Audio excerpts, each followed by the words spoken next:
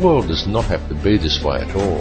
It does not have to be heading in the direction that it is heading. People do not have to live in a never-ending sea of self-generating debt. Wars do not have to be fought, and children do not have to starve. And don't think people starve because the world is overpopulated. Don't believe what the television tells you. The world isn't overpopulated at all. In fact, let's look at it realistically with a simple comparison of population versus land mass, and we can do a rough estimate and formulate a quick hypothetical to demonstrate this very easily.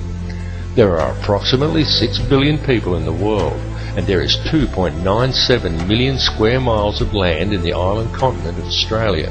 2.97 million square miles breaks down to 1,900,800,000 acres, which then converts down to 7,603,200,000 quarter-acre blocks of land.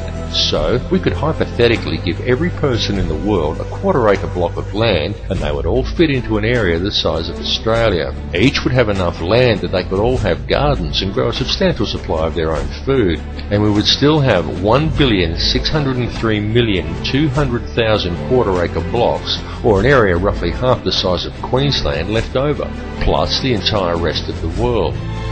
Now just pause to let that sink into your brain for a second. All the people, that's every man, woman and child on Earth, would comfortably fit inside Australia. Each individual person could have a quarter-acre block of land, and we would still have half of Queensland and the entire rest of the planet left unoccupied. The world is not overpopulated at all. It is just very badly managed, and you need have absolutely no doubt whatsoever that this bad management is intentional and it is methodical. It would, however, be very simple to fix things, and all that is required is for people to wake up to how much they are being lied to and how much they are being scammed. And this goes for everyone. People really need to gain an understanding of how this system actually works, because this bad management is crippling the world and it is crippling the people. The methods that are used to do this become truly transparent once a person has gained a clear enough vision to see it, and people really do need to open their eyes and see it right now, because now that the world has been made smaller, and now that all the resources have been discovered and there are no frontiers left to conquer, the criminal elite intend to carry out a mass depopulation of this world.